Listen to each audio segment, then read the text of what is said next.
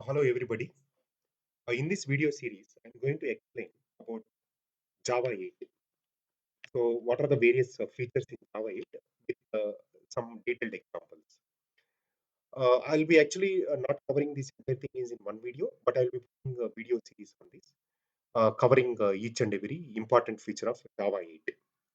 So, in Java 8, Java 8, before Java 8, we used to have Java 7. So, in Java 7, till Java 7, we used to work with object-oriented programming. And Java 8 has brought some revolution in the Java world by introducing some new features, very important features, which are called Lambda expressions. And also some more important features like Stream API. We'll be going to see that. And all these Lambda expressions revolve around functional interface.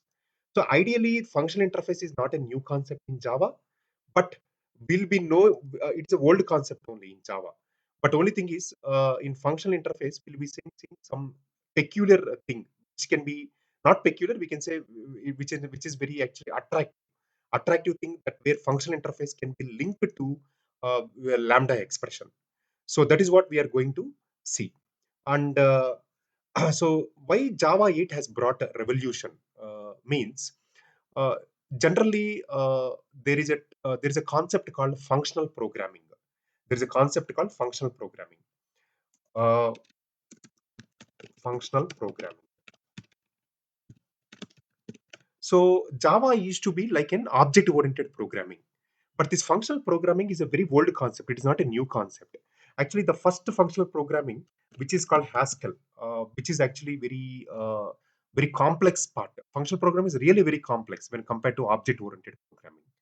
So this functional programming, which is used to be called Haskell, and then after that, actually, there were some functional programming also got developed.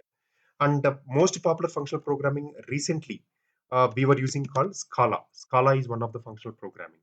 So similarly, Python also can be actually used as functional programming. So Python supports both object-oriented programming and functional programming. And Scala used to be majorly it supports functional programming. So like that, actually, functional programming. What is functional programming means? Functional programming means actually functions as first-class objects. So when you say first-class objects, what do you mean by functional objects? So generally, if you see in object-oriented programming, uh, generally what is a function in an object-oriented programming? A method. Say for example, in Java. So when you see about object-oriented programming, so you will be knowing about what is a method. You will be writing a method. So like that, you can write n number of methods in a particular class. Okay. So the method is the one which actually does some processing, some task. Okay. So, and generally this method, for example, in Java, in object-oriented programming, you have actually two types of methods in Java. So, I mean, mainly two types of methods. And apart from that, you have actually, in addition, you have some more methods, but mainly two types of methods are instance method and static method. Okay. And also you have some more methods which are called abstract method. Okay. Abstract method is defined in abstract class. Okay. And so there, but mainly when you come to the object-oriented programming, so there are two methods. One is instance method, another is static method. So in instance method, so instance methods are always accessed by actually object of the particular class. Suppose, for example, if a class declares an instance method, so that method can be accessed by a particular object of a class. A static method can be accessed by any object. That means it is not tied to a particular object, so it can be accessed by a class name. Okay, so that is what a static method. And apart from that, there are special types of instance methods like a abstract method. So these are all again special types of methods, but mainly we deal with instance method and static methods. Now, if you see here, so these methods are just accessed by either object or by the class, particular class. But if you see in functional programming, you can see functions can be accessed and reused as objects. That means functions itself can be acted as an object actually. So that means they can represent like an object. So that means what do you mean by this means they can represent like an object reference also. So for example, let us take in your Java, for example, I can say method one. For example, I can say string x. So what this method takes? So this method takes string as a parameter, string as an argument. So string is what? It's a particular class. Similarly, I can say method 2 of integer x,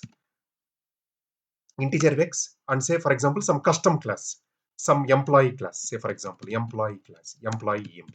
So what is this method takes integer as an one integer type, integer object type as one method parameter, and employee object type as another method parameter.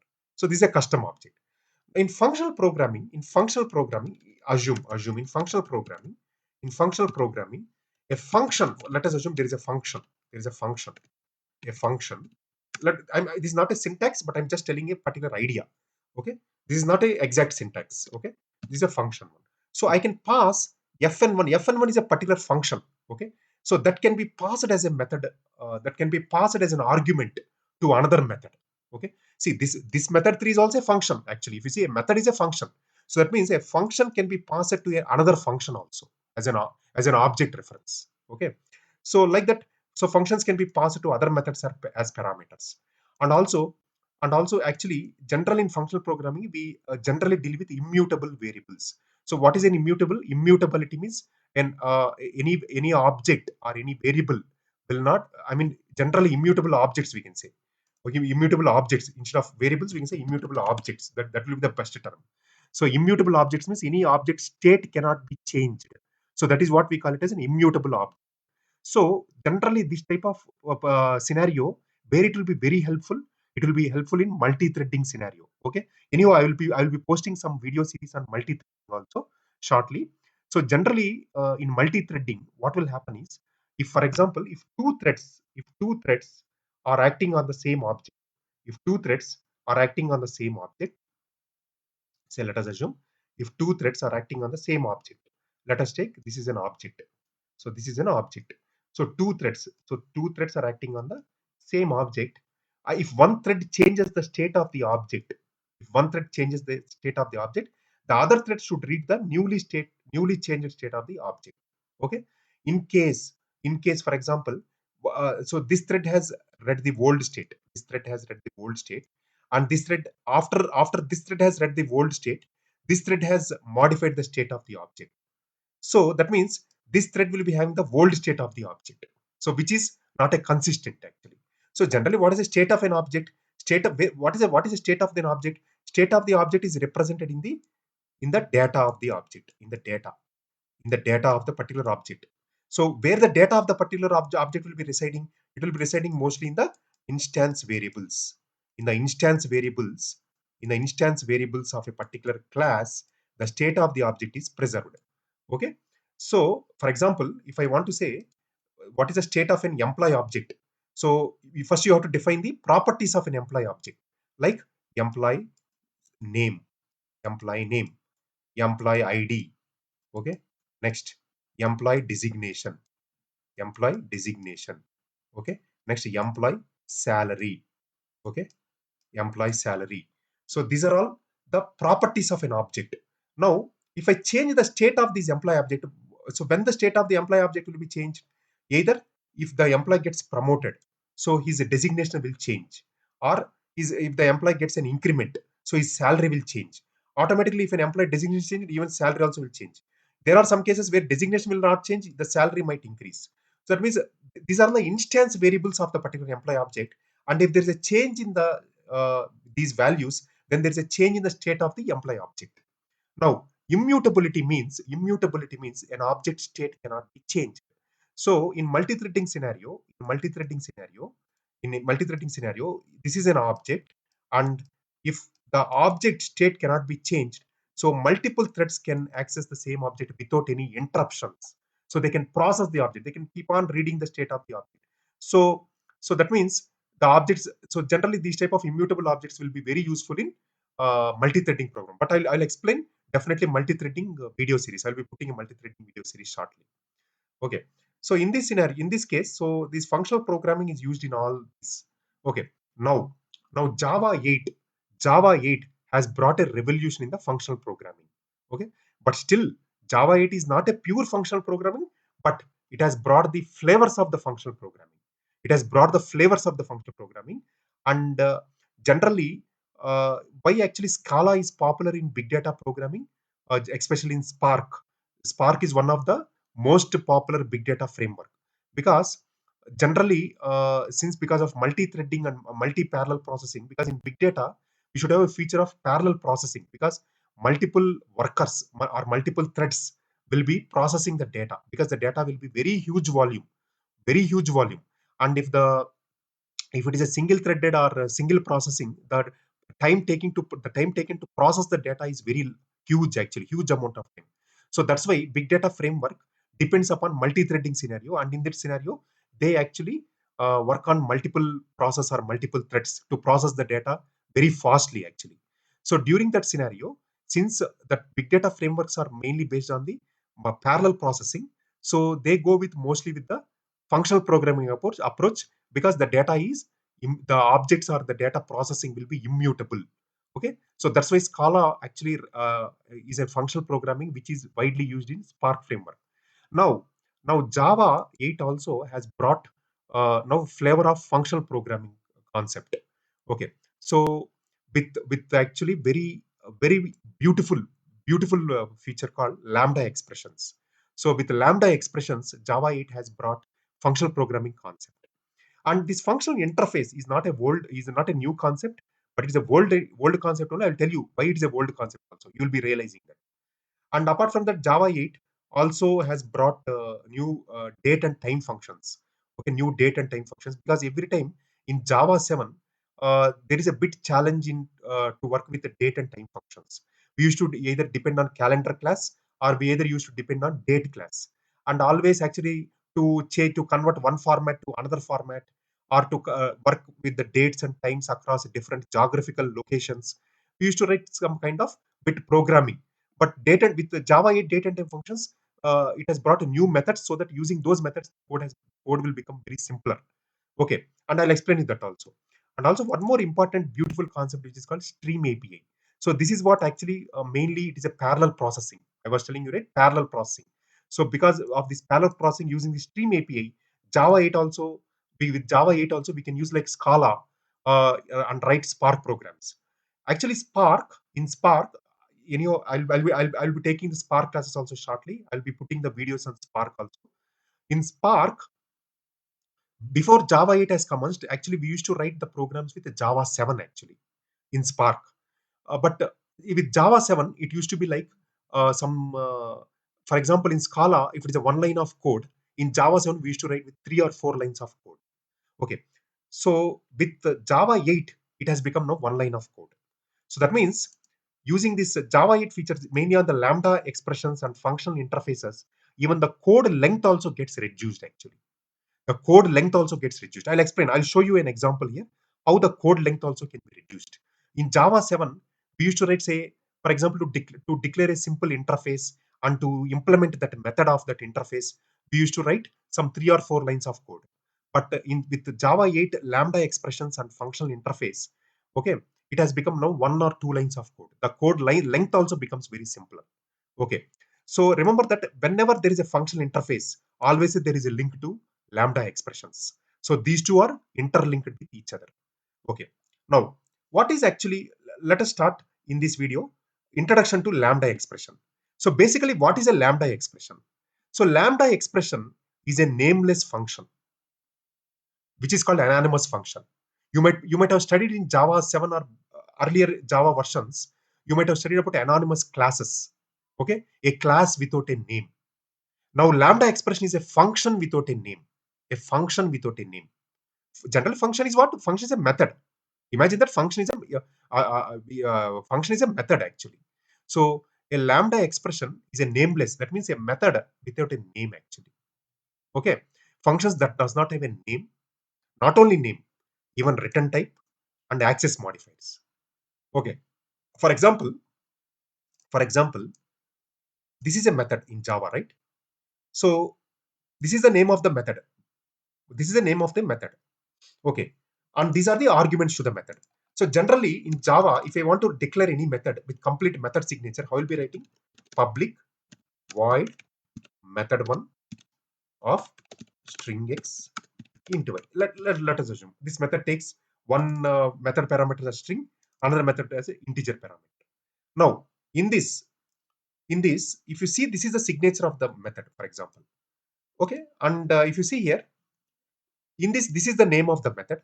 If you divide this method into different parts, so this is called name of the method. Okay, this is called name of the method. Okay, I'll just draw here so that it will be useful. Okay, so what I'll do is I'll say public void method one of string x into y. Okay, if I divide this method into parts, so this is called method name. This is called method name. Method name or function name. I can say function name also. Method is a function. Okay. Now, okay. Now this part, this is called return type, right? Return type.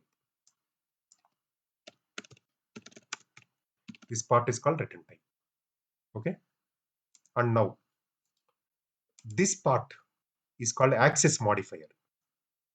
This part is called access modifier. Right? You might be studying in the basic core Java. Access modifiers, public, private, protected. These are all access modifiers. Okay. And this is return type. So this method is return type void means it doesn't return anything. Suppose here if I put int, that means this method returns integer value. And these are method arguments, right? These are method arguments. Or method arguments or method parameters.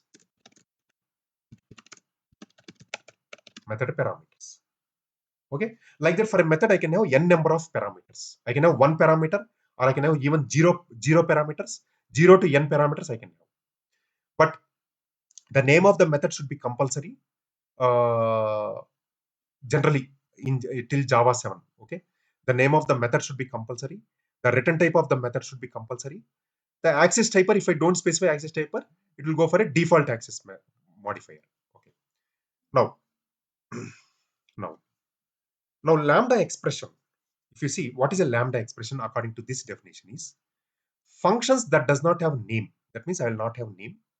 I will not have return type. I will not have access modifiers. That means these three I will not have.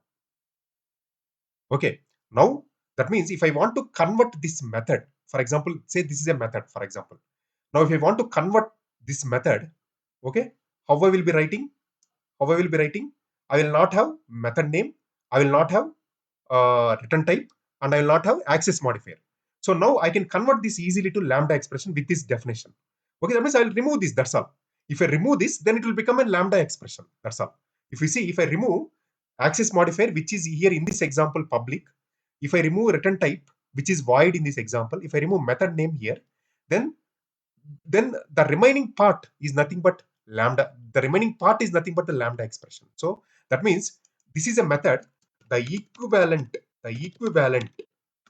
lambda expression, the equivalent lambda expression is so just remove everything. What I will have? String x comma int y. Okay, string x comma int y. Okay, now this is not the end. Okay, generally any method will have an implementation, right? For example, like this I will have. So how I will write a method generally in Java 7? Okay, in Java 7. Okay, people who are watching this video should know the basics of this Java 7 or before Java 7, at least how to write a method. Okay, they should know the basics of this. Okay, so now, so public void method one of string x comma int y. I will write here method. So I will write some logic here. Right? So for example, let us assume what is the logic here. The logic is let us take system dot. I'm just printing here. Just printing. Just all. I can have any logic, but here in this example, I'm just printing the values of okay x comma. I'm just printing. That's all. If you see here, this is my This is my method. Okay. Now, if I want to convert the same thing to lambda expression, first what I did is I removed this public, I removed this void method one, because lambda expression is nameless functions that does not have name, return type, and access modifiers. So I removed this. But now where I will implement this logic. Okay. For that I will use like this. For that I will use like this. Okay. So I will write the logic here, complete logic here. So that means if you see, this is a new symbol with a minus greater than. So this is actually this is the symbol of lambda expression. This is called the symbol of lambda expression. Okay. So whenever I see this kind of symbol, so that means this entire thing can be considered as lambda expression. So this entire thing can be considered as lambda expression. See how actually very simple it is. See, just this is our old way of traditional of writing the method in Java. Now, by using the lambda expression definition, I have removed the access specifier. I have removed the return type. I have removed the name of the method. Now, with this concept, I have just actually with this symbol of lambda expression. So I have actually implemented in this way.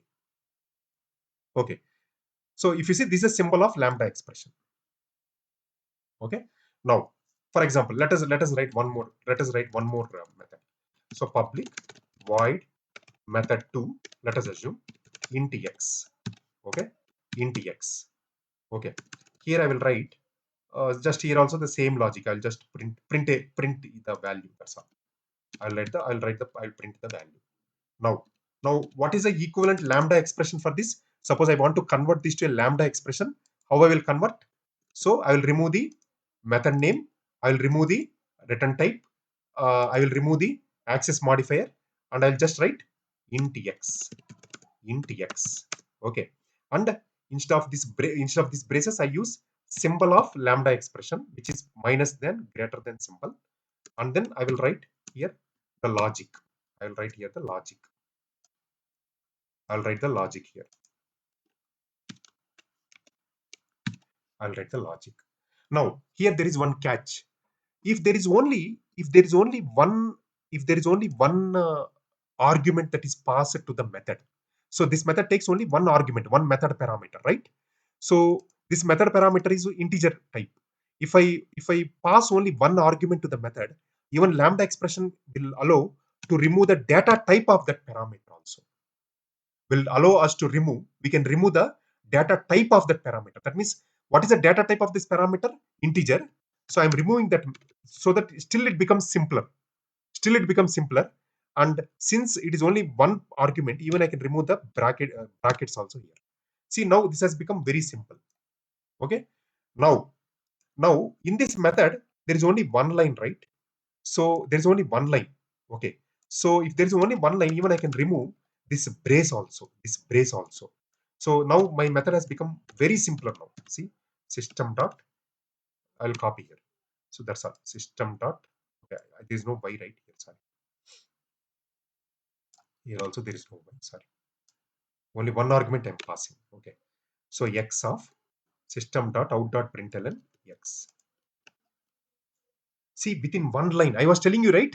With Java 8, now for 3 or 4 lines of code has become one line of code. See, this is one line of code. Okay. So this entire thing is called lambda. This is a lambda expression. This entire thing is a lambda expression. Okay.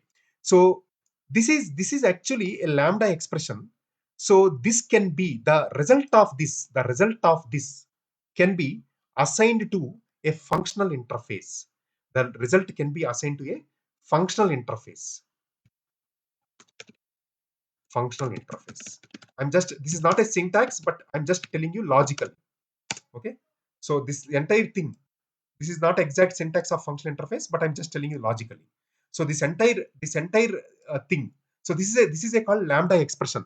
So we can consider this as a function. This entire thing is a function. So this function can be assigned to a functional interface actually. Okay. Now I told you, right? functional interface and lambda expressions can be interlinked to each other. Now, this entire thing can be assigned to a functional interface. Now we'll be studying what is functional interface. Okay, now you will be realizing the value. But understood, right? So this lambda expression, how to write a lambda expression? See, if I have a method, and its logic, how I convert it to lambda expression. Suppose now, okay, we'll study about the functional interface shortly. Suppose I have another method like this. Say public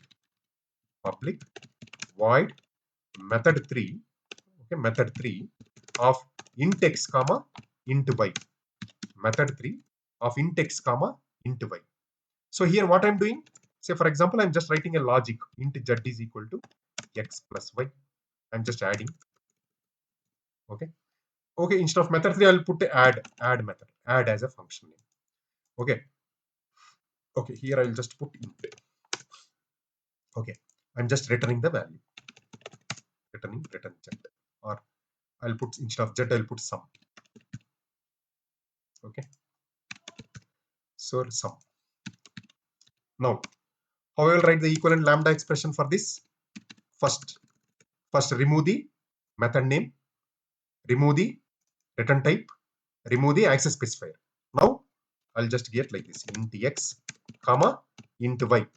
Okay, now I have to put the symbol of lambda expression, and then I'll put int sum is equal to x plus y. Okay, right? I'll do like this.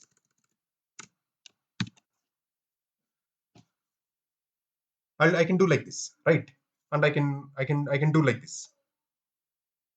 Okay, so now this is actually a lambda expression. Now generally, sorry, this is x plus y.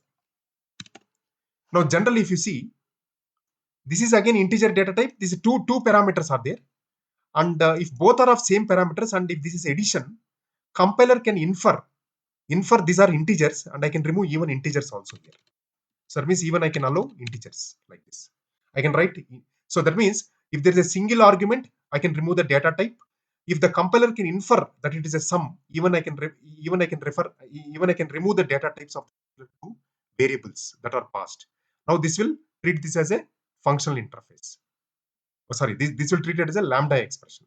Okay, so without data types also I can make this as a lambda expression. So now you see this has become very simpler. Now how I will link this to a functional interface, we will see. Now you understood, right? So how we can convert a method to lambda expression. Now we will go and we will see how we can assign this lambda expression, okay, to a functional interface. Okay, let us see some examples. Okay, now, okay, fine. Now let me actually write one simple example here. So generally, let me start with Java 7.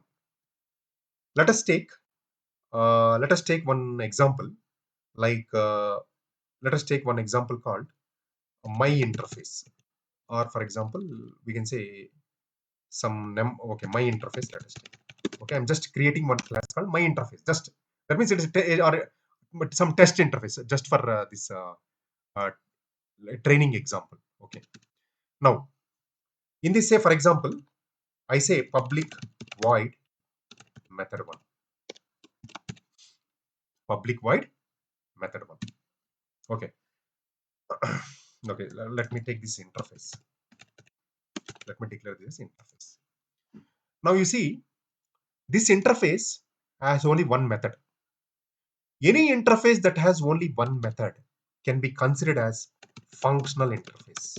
That's why I told this concept is not a old concept, not a new concept. It's a old concept, and functional interface is not a new not a new concept.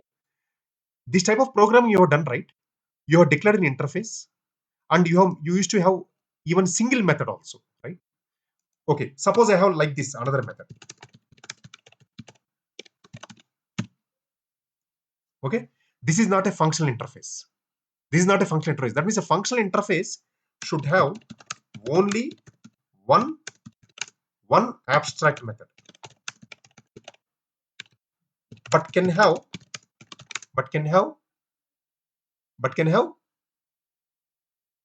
but can have static methods or default methods.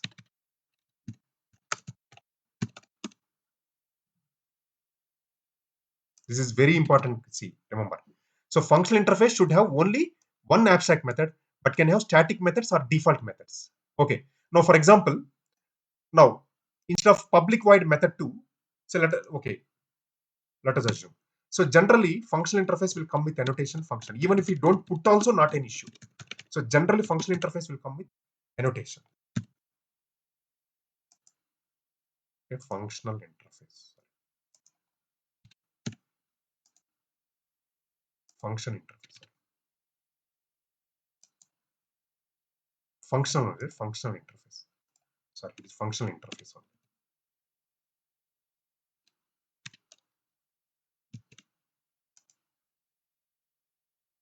Functional interface cannot be resolved to a type. What is that? Let me actually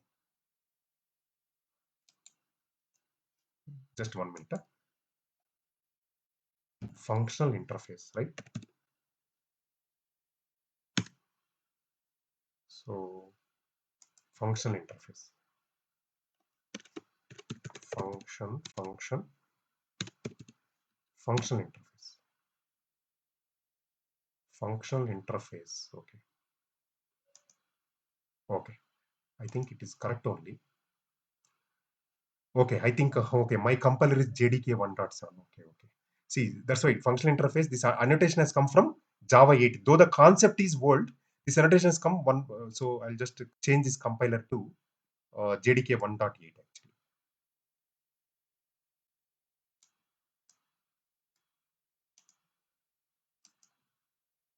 1.8. Okay, fine.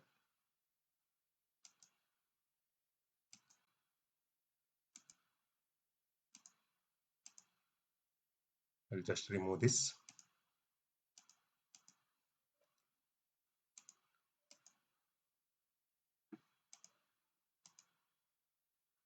I'm just adding JDK 1.8.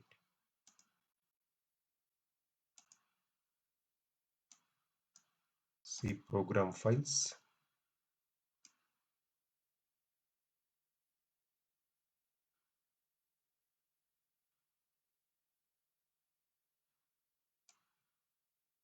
Program files.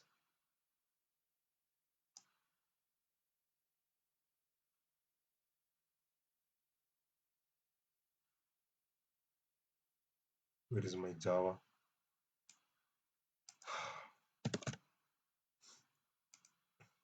Okay. Okay. I'm just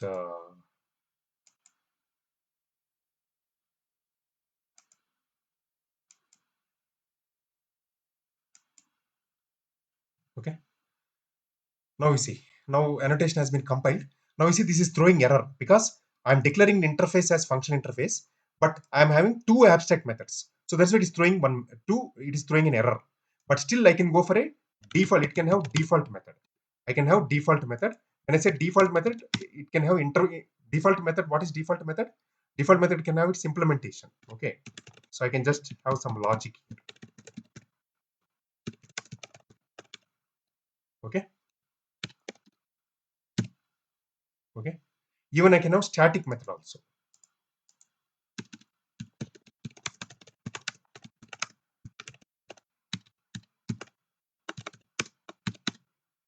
Okay, even I can have static method also. Okay.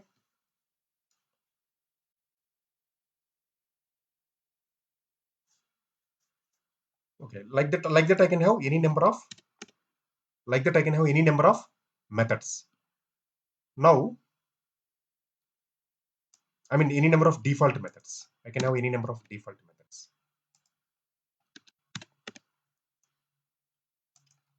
See, in this interface only, I have only one abstract method, but I can have any number of default methods and any number of static methods.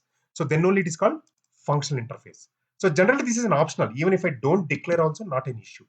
But if I declare, it will show me the error if I'm not following the correct principles of policies of functional interface. Okay.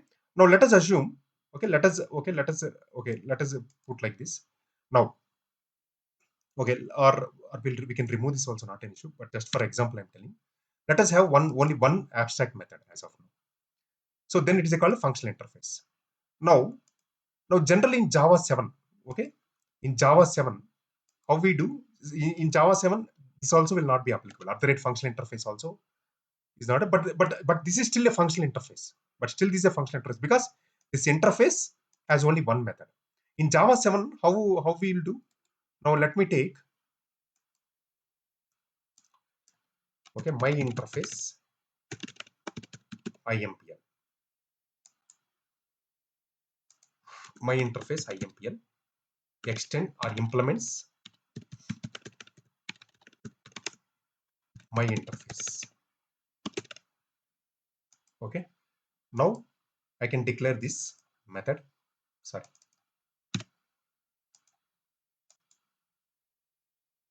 add an implemented method. Now I can declare method here. System dot out dot println in method 1. Okay, now what I can do now? Now I can declare one main class,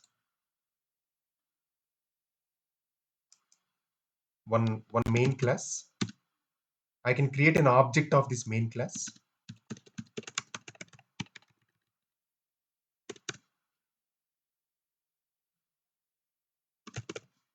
Or let me delete here. Let me write in the lambda expressions. I have created one main class in lambda expression, one main method. What I'll do is my interface IMPL my INF is equal to new my interface IMPL my INF dot say method 1. So that's what, right? Now if I run this, what will happen? Now I run this program.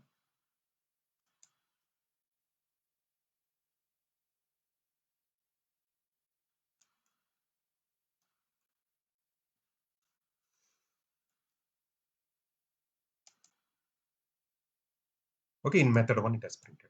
So what it is doing, I'm creating an object of IMPL class and assigning to the interface object. And when I call the method 1, it will call the whatever the implemented method is there, so that logic gets executed. Okay, now in the immediate next video, what I will be telling is now how we can convert this to a lambda expression and assign to a functional interface and execute it. Okay, hope now you understood the concept of how you can convert a method to a lambda expression and what is the concept of functional interface. And now in the next video, we'll be seeing how we'll be converting this to how we'll write a real-time lambda expression and assign to a functional interface. So I'll be explaining more examples in that video. Okay, thank you.